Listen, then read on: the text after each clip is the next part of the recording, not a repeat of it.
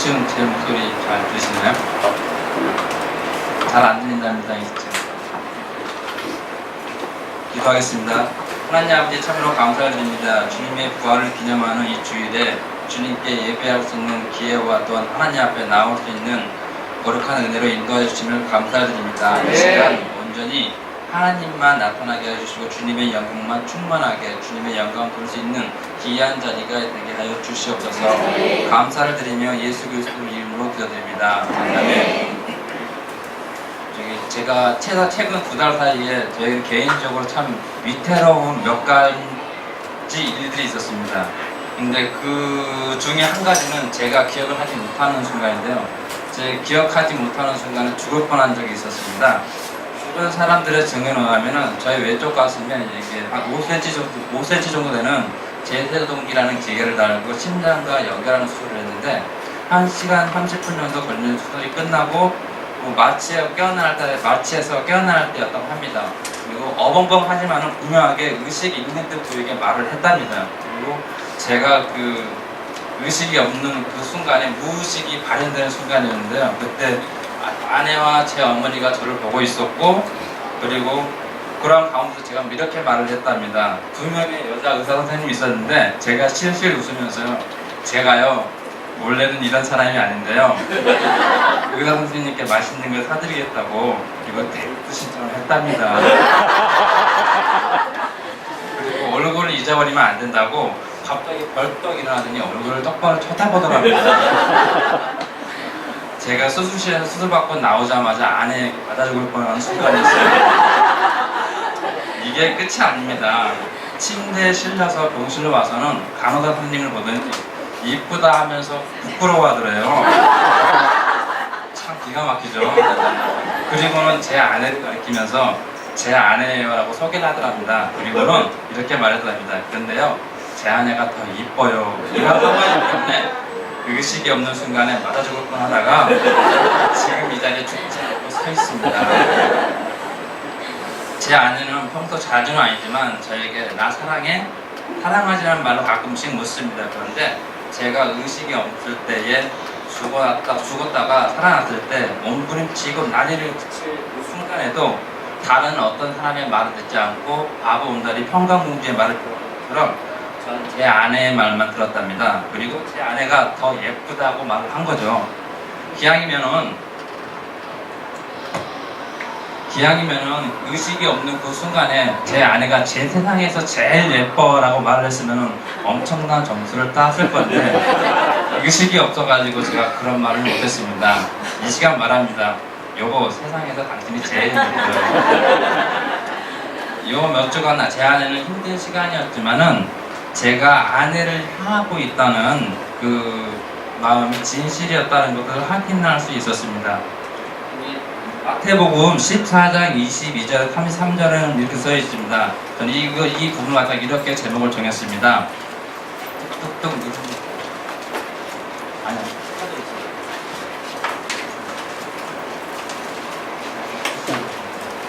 제목을 이렇게 정했습니다. 그리스도 안에 있어야 합니다라는 제목을 정했습니다.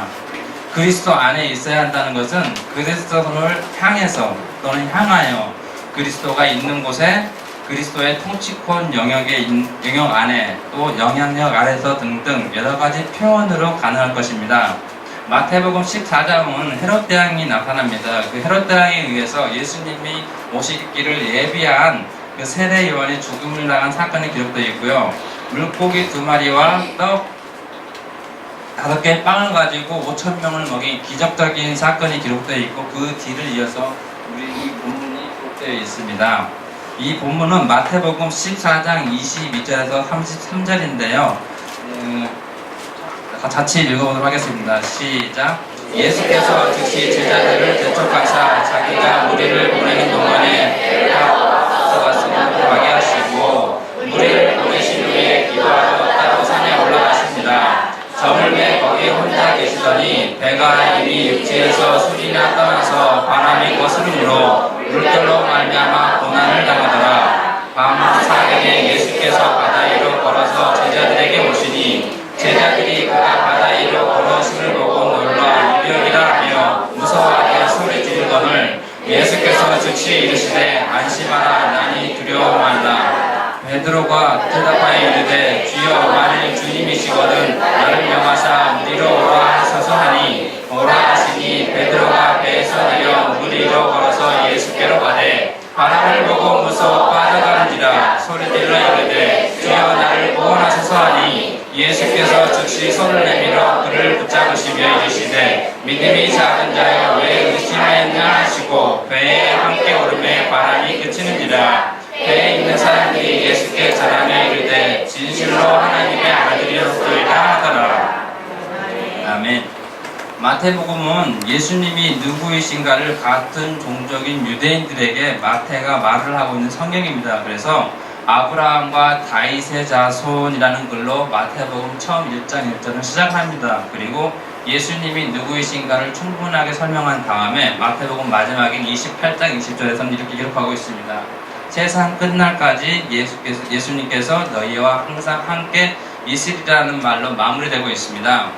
본문 14장 33절은 예수님을 하나님의 아들이라고 표현하고 있지만은 정말로 예수님이 누구인가를 제자들을 인식하지 못하고 있습니다. 어떤 면에 있어서는 예수님이 누구인가를 알고 있는 것처럼 보이지만은 정말 자세히 뜯어보면 참으로 예수님을 알지 못했다는 것을 본문은 말하고 있습니다. 본문을 통하여서 우리 신앙인들은 과연 예수님이 누구신가를 이해하고 있는지 아니면 그분이 알기는 아는데 어설피 알거나 잘못 알았다면 오늘 이 시간을 통하여서 잘못된 것을 바로잡고 또 어떻게 해야 그리스도 안에 있는지 알아보려고 합니다. 첫 번째로 예수님께서는 우리가 그리스도 안에 있다함을 말하고 있습니다. 예수님께서는 스스로가 교본이 되셔서 우리들에게 그 행동으로 말씀하고 계시는데요. 그리스도 안에 있다는 건 첫 번째로 순종입니다. 오병이어의 기적을 통하여서 5,000명을 먹이신 사건은 사람들에게 크나큰 파장을 일으켰습니다. 예수라는 인물을 왕으로 삼기만 하면은 생계가 해결되고 풍족한 삶을 살 수 있을 것이라는 잘못된 희망이 기적과 동시에 사람들의 마음에 일렁이게 되었습니다. 그래서 예수님은 기적을 행함과 동시에 속히 그 자리를 재빨리 떠나시는 것을 볼 수 있습니다. 자신만 떠나신 것이 아니고 제자들을 빠르게 재촉하면서 지금 있는 그 자리에서 떠나게 하시는 것을 볼 수 있습니다. 시편 1편 이렇게 기록되어 있습니다. 복 있는 사람에 대해서 기록하고 있는데요. 복 있는 사람은 악인들의 꾀를 쫓지 아니하고 죄인들의 길에 서지 아니하며 오만한 자들의 자리에 앉지 않는다라고 기록하고 있습니다. 예수님은 사람들의 마음과 행동의 일렁이는 사람들의 꾀에 따르지 않으시고 그 꾀에 따른다는 것은 하나님의 길과 정반대의 길을 건다는 걸 아시기 때문에 결국 사람들이 원하는 오만한 왕의 자리에 오르는 지 않으시기 위해서 그 자리를 떠났으며 예수님은 잠시도 지체하지 않고 그 자리를 완벽하게 벗어나신 것을 볼 수 있습니다. 사람들이 악인들의 꾀를 따르고 죄인들의 길에 서고 오만한 왕의 자리에 앉는 이유는 무엇일까요? 이러한 길을 걷는 이유는 두 가지가 있습니다. 첫 번째는 공포이고요. 두 번째는 두려움 때문입니다. 우리는 매일매일의 삶에서 원하든지 않든 간에 공포와 두려움으로 인해 스트레스와 함께 가짜 즐거움 가운데서 생활을 합니다. 스트레스는 무엇에 대해서 어떻게 할 것인가 말 것인가에 대한 긴장부터 시작해서 결국에는 범민으로 이어지는 걸 볼 수 있습니다. 가짜 즐거움은 실제로는 즐겁지가 않은데 자기 자신을 보호하기 위해서 이런 장치를 스스로가 가동을 시켜서 원래 우리가 가지고 있던 본래의 모습을 버리게 하거나 위장하거나 혹시는 또 기만하는 모습으로 나타납니다. 때로는 타협이라는 성공적인 단어를 가져옴으로써 성공한 것처럼 포장하기도 합니다. 우리가 자주 공포와 두려움에 굴복하는 이유는 위기의 순간에 그리스도 안에 있지 않기 때문입니다. 우리가 익히 알고 있는 사울왕은 전쟁이 시작되는 시점에서 사무엘 선지자와 약속을 했습니다. 몇 날 몇 시에 어디서 만나자라고 말을 했지만은 그 공포와 두려움의 시간이 점점점 흐르고 있는데 약속된 시간이 되어서도 사무엘 선지자는 그 약속의 자리에 나오지 않았습니다.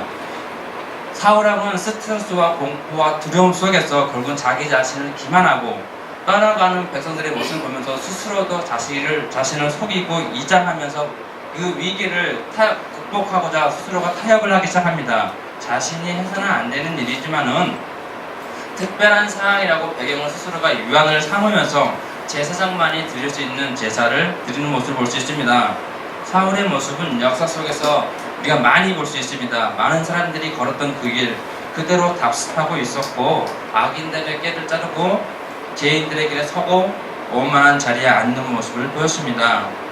우리는 신앙생활을 할 때 아무것을 할 수 없다는 것이 참된 복이다라는 말을 자주 듣습니다. 그런데 많은 경우에 있어서 역설적이게도 아무것도 할 수 없는 그때에 우리는 그리스도 안에 있었다는 것을 종종 발견할 수 있습니다. 그리고 그리스도 안에 머물 수 있던 것은 나의 노력과 신실함이 아니라 오직 하나님의 은혜에 기인한 걸 볼 수 있습니다. 제가요, 지난 7월에 청년회 얘기를 했었는데, 7월에 일을 하다가 갑자기 이렇게 허리가 무너져 내렸습니다. 아무런 징후도 없었는데 일을 하다가 갑자기 이거 뭐 움직임이 막 둔화되기 시작하더니 움직이는 것이 힘들어졌습니다. 그래서 회사 측에 얘기하고 일주일 동안 유급으로 쉬면서 병원도 다니고 했습니다. 근데 이게 낫지를 않는 거예요. 하지만 회사에서는 그 이상은 힘드니 그냥 출근하고 어차피 돈을 줄 테니까는 그냥 소소한 일만 하기로 이렇게 합의를 봤습니다. 제가 생각하기에 산재처를 해서 일을 하게 되면은 한 달 정도는 여유롭게 할 수 있는데, 그 이후에 걱정이 되더라고요. 왜냐하면 제가 지금 학교를 다니고 있는데 그 학교에서 가까운 한 10분 정도의 위치밖에 안 되는 거리기 때문에 그곳에서 일하는 것이 저희가 상당히 유익하고 그리고 또 학교의 수업에 늦지 않고 다니기 좋았기 때문에 산재 처리를 하게 되면 이 직장을 간두어야 되는 그런 것이 있기 때문에 이것을 참고 그냥 일하기로 했습니다. 그래서 회사에 출근해서 소소한 일이지만 계속 움직여주면 그조차도 힘들 때였습니다. 그때 저를 좋아하면서도 자신을 의지하는 저를 되게 싫어하는 늑대 한 마리가 와서 이렇게 속삭였습니다. 나를 의지해. 내가 나한테 잘 보이기만 하면은 쉽고 편하게 일하게 해줄게. 그 늑대는 지금 이 순간인 저를 소유할 수 있는 절호의 기회라고 생각했던 모양입니다. 그렇지 않으면은 힘든 일을 너에게 시킬 수도 있어. 내가 볼 때는 한 달이 아니라 2-3달 갈 텐데 나에게 잘 보여라고 이렇게 협박을 하는 걸 볼 수 있었습니다. 야, 욕하고 그냥 간들 수 있는 형편도 아니고, 그렇다고 해서 늑대에게 숙일 수 있는 그 승부도 아니고, 숙이지 않으면 아픈 육체를 이끌고 힘들게 일해야 될 형편이었습니다. 저는 어떻게 할 수 있는 힘이 없었고 상황을 바꿀 만한 또 환경도 아니었고, 할 수 있는 것이 딱 하나 있었습니다. 기도할 힘이 없었는데 딱 하나 할 수 있었던 것은 다만 내 음성을 들으시는 하나님께 마음속으로 그냥 속삭일 뿐이었습니다. 주님은 정말 이렇게 말을 했습니다. 거짓말 같죠? 저도 이렇게 말할 줄 몰랐어요. 주님은 나의 통치자이시며 왕이십니다. 주님은 나의 통치자이시며 왕이십니다. 라고 속으로 말을 했습니다. 저는 아무것도 할 수 없었기 때문에 그 자리에서 그냥 있을 수밖에 없었고, 제가 신실한 신자여서가 아니라 정말 참으로 어떤 일이든지 하나님을 신실하게 의지하는 사람이어서가 아니라 유일하게 의지할 수 있는 대상이 하나님이셨고, 주님께만 저의 아픔을 길게 말 못하고 그냥 마음속에 주님 이렇게 할 수밖에 없는 상황이었습니다.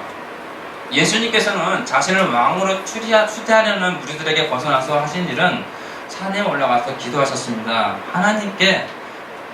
하나님께서 자신을 통하여서 의도하는 바가 무엇인지를 잊지 아니하시고, 하나님께서 명령하시는 혹은 또 요구하시는 자리에 머물러 계셨습니다. 반면에 사울왕은 자신이 있어야 할 자리에 있을 수 있었지만은 자신의 자리가 무너져가는 공포와 두려움 속에서 자신이 어떻게 해야 이 상황을 해결할 수 있을까 고민하고 자신이 해야 할 일을 찾았습니다.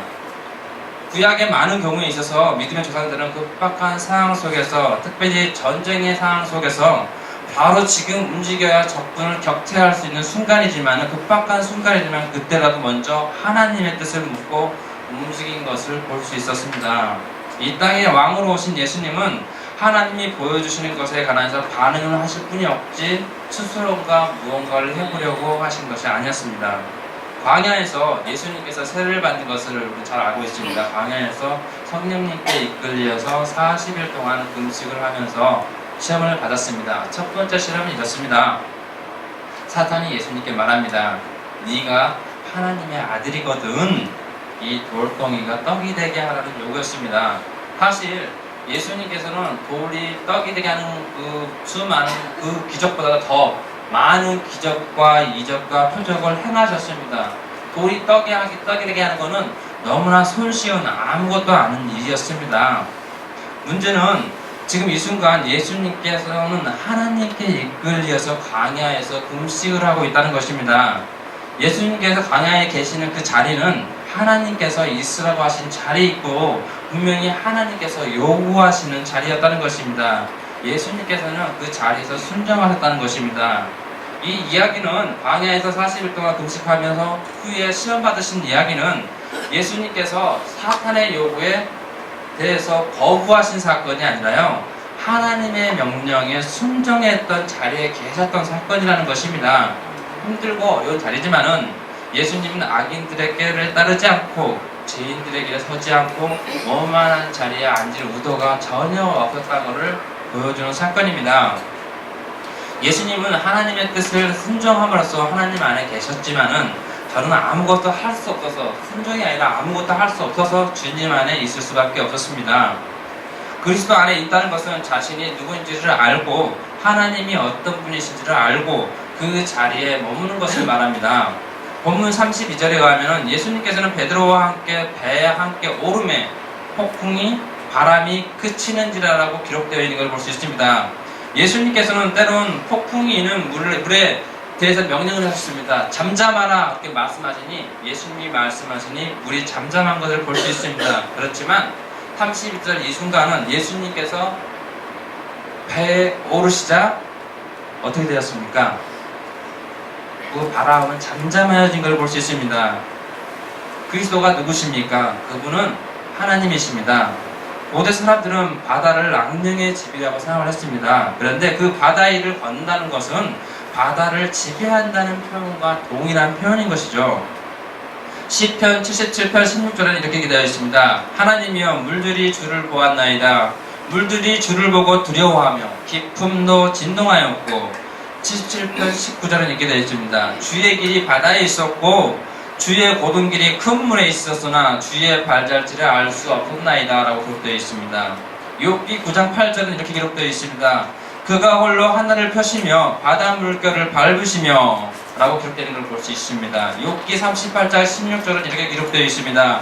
내가 바다의 샘에 들어갔었느냐, 깊은 물 밑으로 걸어다녀 보았느냐 라고 기록되어 있는 걸 볼 수 있습니다. 이 말들은 종합해 보면 하나님께서는 창조주시며 그 창조자 하나님께서는 바다를 창조하셨다는 것입니다. 그리고 그 바다를 통치하시는 분은, 유지시키는 분은 하나님이라는 걸 기록하고 있는 걸 볼 수 있습니다. 또 출애굽기에서는 이렇게 기록하고 있습니다. 하나님이여 물들이 주를 보았나이다. 물들이 주를 보고 두려워하며 라고 기록된 것을 볼 수 있습니다. 사람들은 바다를 보고 두려워하지만은 물들은 오히려 하나님을 보고 두려워하는 것을 볼 수 있습니다. 그 하나님께서 폭풍의 한가운데 있는 배 위에 오르시니 폭풍들은 두려워하며 잠잠해진 것을 볼 수 있습니다. 이게 바로 본문 32절의 내용인 것입니다.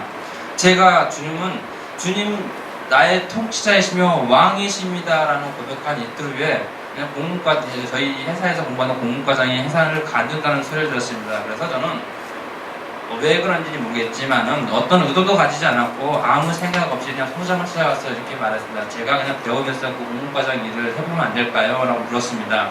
소장은 저를 보고 비웃었습니다. 제가 생각해도 어처구니가 없는 것이죠. 이렇게 쉽게 말하면 이렇게 현장 작부가 갑자기 찾아와서는 도면을 파악하고 도면을 새로 그리거나 수정하거나 현장을 파악해서 물량을 조절하고 기성금액을 뽑아낸 일을 배우면서 해보겠다고 하니까는 비웃음을 사기에 충분했습니다.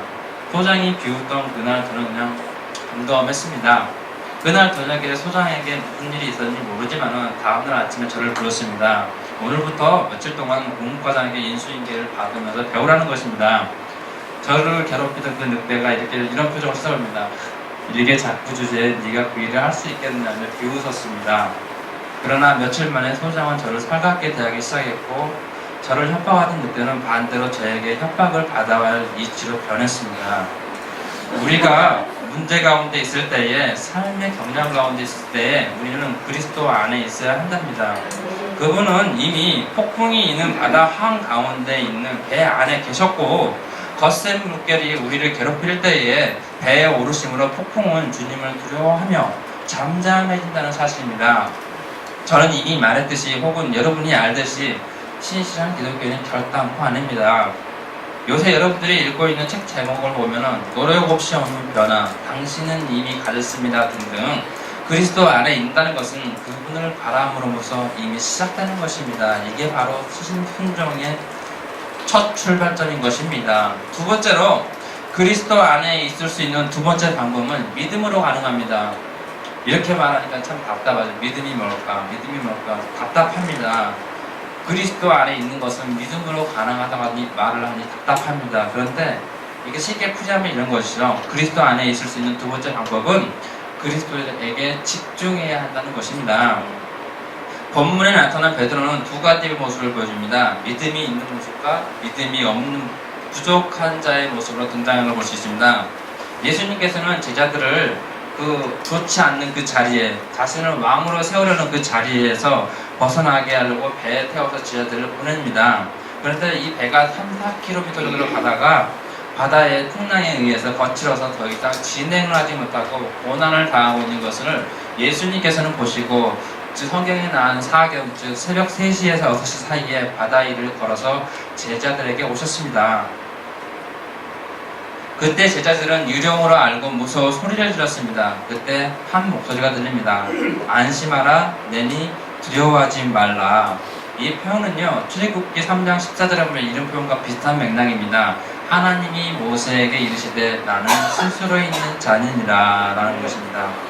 내니 두려워 말라, 나니 두려워 말라, 나는 스스로 있는 자니라 라는 표현과 동일하다는 것이죠. 그냥 단순히 예수님께서 나 예수야 라고 말하는 것이 아니라 하나님께서 풍랑이 있는 바다 위로 걸어오심으로써 예수님 자신이 하나님이시라는 것을 드러내신 사건이라는 것이죠. 그저 단순하게 바다 위를 한 사람이 걸은 사건이 아니라 바다를 창조하신 분이며 통치하시는 분이신 그분께서 자신을 하나님으로 드러내신 사건이라는 것이죠. 그럼에도 제자들은 바다를 악의 소굴이라 생각했던 고대의 관념상 바다 위에서 움직이는 물체를 유령이라고 생각했고 자신들은 이 악이 득실되는 악의 정중앙에서 꼼짝없이 죽을 것이라고 생각했던 모양입니다. 하지만 예수님께서는 자신을 드러내셨고 베드로는 광야에서 예수님을 시험하던 사탄과 비슷하게 말을 합니다. 사탄은 네가 하나님의 아들이라면 돌덩이가 떡이 되게 하라고 했다면 베드로는 이렇게 말합니다. 만일 주님이시면 나를 명하사 물 위로 오라소서라고 합니다. 어떻게 보면 비슷해 보이지만 전혀 의도는 다른 것이죠. 사탄이 원했던 것은 예수님이 있어야 할 자리에서 벗어나게 하려는 악의에 가득한 요청이었다면 베드로는 믿음의 눈으로 예수님을 바라보고 예수님께 요구를 했다는 것이죠. 이 차이가 엄청난 차이가 있는 것이죠. 예수님께서는 베드로의 이 믿음이 있는 요청을 들으시고 말을 합니다. 오라라고 말씀하시는 것이 있습니다. 예수님의 말에 베드로는 배에서 내려서 물 위를 걸어서 예수님께로 가다가 성경에 있는 그대로 표현하면은 바람을 보고 무서워 물에 점점 빠지게 되어 예수님께 소리를 질러라고 기록하면서 또 이렇게 말합니다. 주여 나를 구원하소서 라고 외치는 것으로 기록되어 있습니다. 예수님께서는 즉시로 손을 내밀어서 베드로를 붙잡으시며 믿음이 작은 자여 왜 의심하였느냐라고 말씀하시는 걸 볼 수 있습니다. 베드로의 믿음이 부족했던 이유는 집중이 부족했기 때문입니다. 믿음이 없는 자라는 표현은 나누어진 마음을 가지고 있다는 표현과 동일합니다. 믿음이 없다는 것은 다시 한번 말하자면 마음이 나누었다는 것이죠. 베드로의 믿음이 부족했던 이유는 예수님께 집중하지 못했기 때문에 베드로의 마음이 나누어졌기 때문에 베드로의 집중은 흐트러져서 바람이 그 소리가 그 풍랑이 눈으로 보였다는 것이죠. 공포를 느꼈다는 것입니다.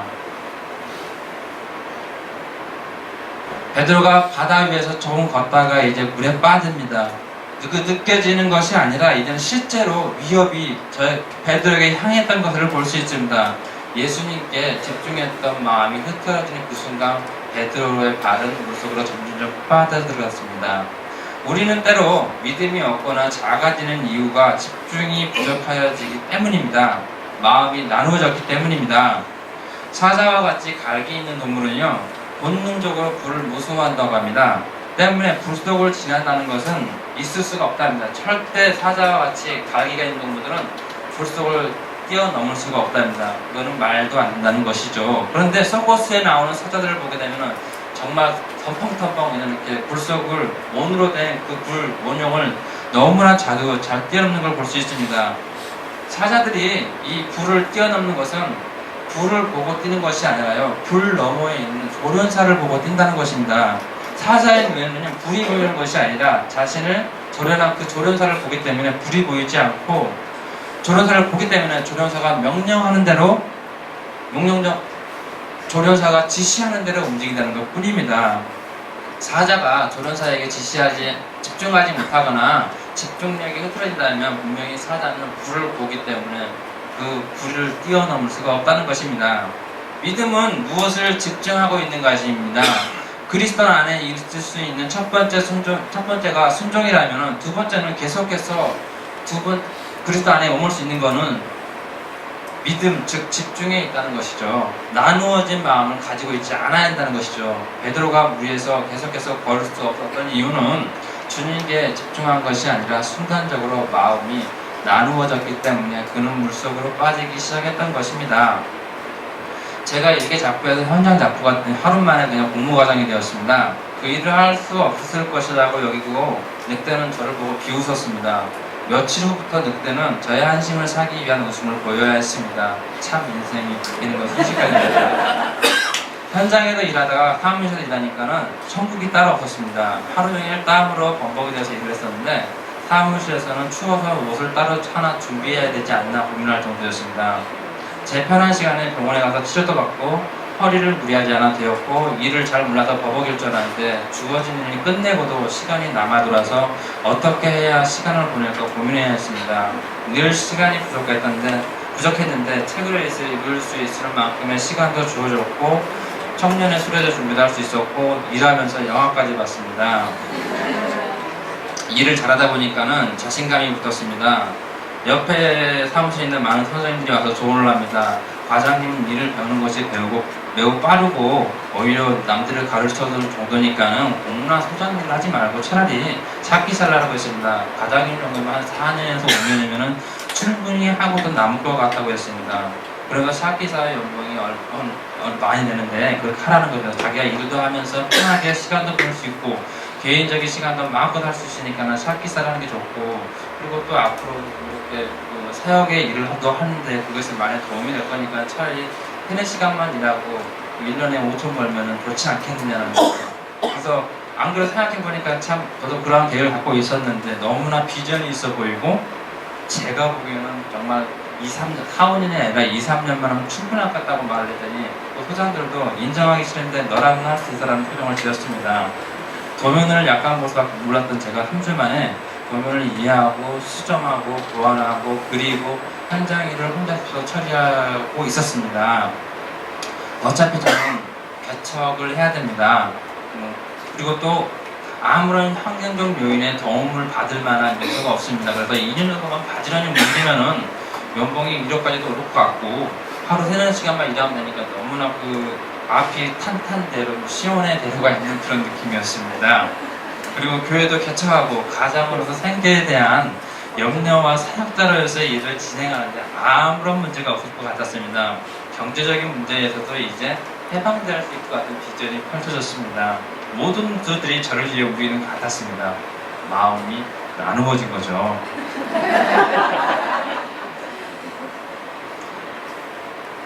딱 한 달이 됐습니다. 가장으로 딱 한 달이 됐는데, 그리고 8월 22일, 여러분이 잘 아시는 것은 저에게는 운명의 순간이었죠. 말 그대로 8월 22일 금요일 오전 6시 8분에서 9분 사이에 제가 죽었습니다. 죽을 뻔한 게 아니라 죽었습니다. 그냥 주님께 집중함으로써, 다시 말해서 믿음으로써 어떤 한 위치에 도달했는데 주님께 집중하지 못했던 그 2주 만에 그냥 심장이 정지되어 버렸습니다. 2분이 채 안 되는 시간이었지만 제 안에는 심폐소생술을 몰랐던 것 같아요. 그런데 그 심폐소생술에 관한 책을 읽었습니다.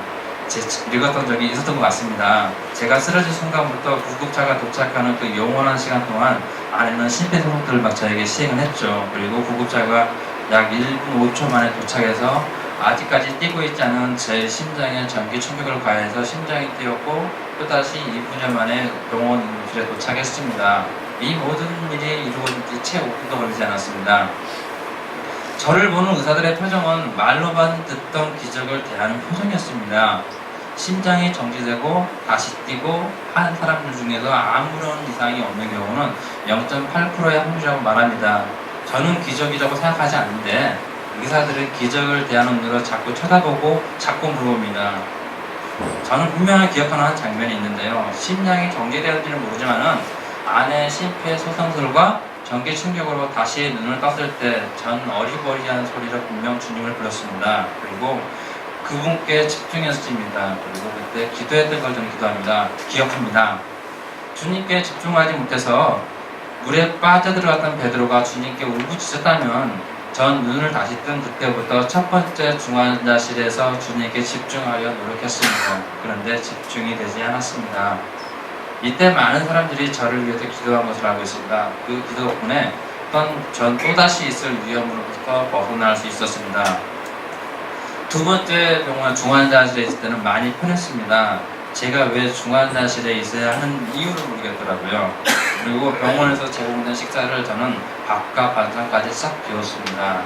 그리고 수술을 하고 전 퇴원했습니다. 참 부끄러운 이야기예요. 수술을 하고 퇴원했는데 제가 제일 먼저 한 것은 무엇이었을까요? 주님께 감사하는 기쁨의 제사를 드렸을까요? 아니요. 생계에 대한 위험으로서 회사에 갔습니다.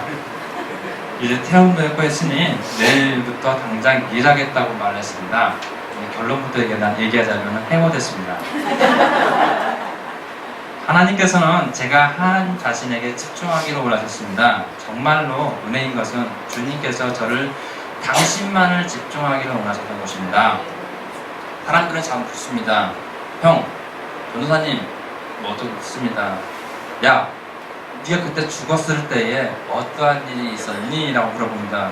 죽었다 살아난 많은 사람들은 빛을 보았다든가 하나님을 만났다든가 어떤 운명의 소리를 들었다고 그런 것을 얘기를 합니다.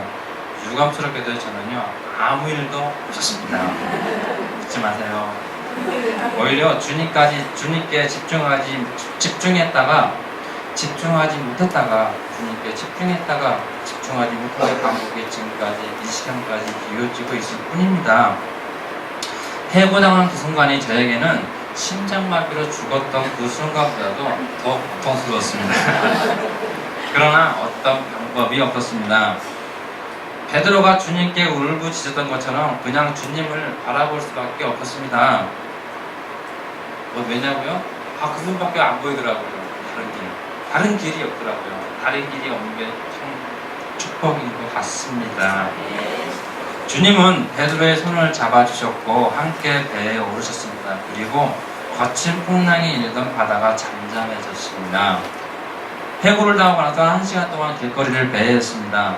걱정이 되었는지 아내가 전화를 했습니다. 웃으면서 저는 묵묵히 주님을 바라보면서 아내에게로 갔습니다. 그때 주님께서 제 마음에 오르셨습니다. 33절에 보면 사람들이 예수께 절하며 진실로 하나님의 아들이로소이다 라고 고백하는 것을 볼 수 있습니다. 이들은 예수님을 하나님으로 이해하는 것이 아니라 하나님의 특별한 전달자로 또는 하나님을 메시아적 전달자로만 이해하고 있다 합니다. 하루에도 몇 번씩 저는 주님께 집중했다가 어느 날은 집중을 못하기도 합니다. 쉽게 말해서 믿음이 있다 없다 반복이 되었다는 것이죠. 3년 전에 제가 대학원을 입학하기 전에 한 약속을 받았습니다. 네가 대학원에 가면은 학교에서 장학금을 받는다라는 그 약속된 사역이 있었습니다. 1학차 때는요 당연히 장학금을 받을 줄 알고 공부 안 했거든요. 2학차 때는 정말 열심히 했습니다. 근데 그때 제가 다리를 다쳐서 그냥 낙마했습니다. 3학차 때는요 제가 어마무시한 성적을 받았습니다. 그런데 만점이 있었습니다. 4학차 때도 밀렸습니다. 장학금을 받을 수 있는 마지막 학기가 2014년도 2학기였는데 그때 딱 점수가 하나 나왔는데 다 괜찮게 나왔는데 하나가 열매 맺는 점수가 나왔습니다. C가 하나 나와버렸죠. 그런데 기적적으로요, 수강 취소할 수 있는 게 없었는데 수강을 취소하는 게 생겨버린 거예요. 그래서 수강을 딱 취소했더니 제가 1등이 되어버린 거예요. 왜냐면 제가 원래 수업을 들 때 이렇게 딱 들으니까 많이 들었거든요. 많이 신청하고 많이 들었더니 1등이 되어버리니까 딱 지워놓으니까 1등이 되어버려요. 큰 수완 차이로 그냥 저 있잖아요. 쇼트트랙에서 발 이렇게 살짝 내밀어서 1등 하는 것처럼 살짝 0.0%를 1등을 하는 거죠. 그래서 저는 장학금을 받을 줄 알았습니다. 한림 1등이니까요. 그런데 장학금을 발표하기 며칠 전에 이런 법이 생겼습니다. 수강 취소한 자는 자격이 없다. 미친놈이시죠. 그래서 1등한 저를 빼고 더 재밌는 것은 원래 1등 저희 학교가 좀 이렇게 1등 한 사람에게만 그냥 소정의 장학금을 줬는데 이번에는 1등을 빼고 2등과 3등에게 장학금을 판답니다. 수강 취소자는 자격이 없고 저는 1등을 했지만은 참 개구리가 개가 닭을 쫓아보다 지금만 쳐다보았습니다. 근데 이번 주 금요일 학교에서 전화가 왔어요. 누가 지정 장학금을 저에게 보낸다고 학교에서 저에게 장학금을 전달하겠다고 하는 것입니다. 저는 장학금을 주는 사람이 누구냐고 물었는데 방침상 만져줄 데 없다고 합니다. 제가 예상하지 못한 방법으로 하나님께서는 사람을 통해 그리고 학교를 통해 분명하게 네가 학교에서 장학금을 받을 것이다 라는 그 약속을, 그 사역을 완성하셨습니다. 이 약속이 없었다면요, 저 공부 안 하거든요, 절대요. 요새 공부하게 되겠나, 그러게 되겠죠. 그 사역 때문에 저는요, 공부에 집중해야 했습니다. 시간이 없을 때도 그냥 공부했고요. 그렇다고 되게 열심히 한 게 아니라 그냥 조금 했어요. 남들이 한 10시간 하면 1시간 이렇게밖에 안 했어요. 진짜요. 제가 머리가 좋아서가 아니라 주님의 은혜죠. 근데 이 노력의 열매를 주님께서 취하게 하신 것이 아니라 은혜의 열매가 무엇인지를 지금 저에게 맛보게 하고 계신 것 같아요. 노력이 아니라 은혜. 마태복음 16장 16절에 이런 말씀이 기록되어 있죠. 베드로의 유명한 고백. 주는 그리스도시요 살아계신 하나님의 아들이십니다. 우리는 언제고 그리스도 안에 있어야 합니다. 첫째는 순종함으로, 둘째는 믿음으로입니다. 즉 주님께 집중함으로써 언제든지 그리스도 안에 있어야 합니다. 기도하겠습니다.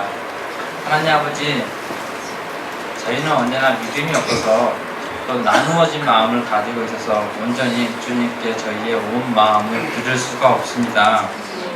정말 저희의 이 부족한 믿음을 보시고 공의히 여기사 저희가 온전히 나누어진 마음이 아니라 주님을 올바로 바라볼 수 있도록 도와주시옵소서.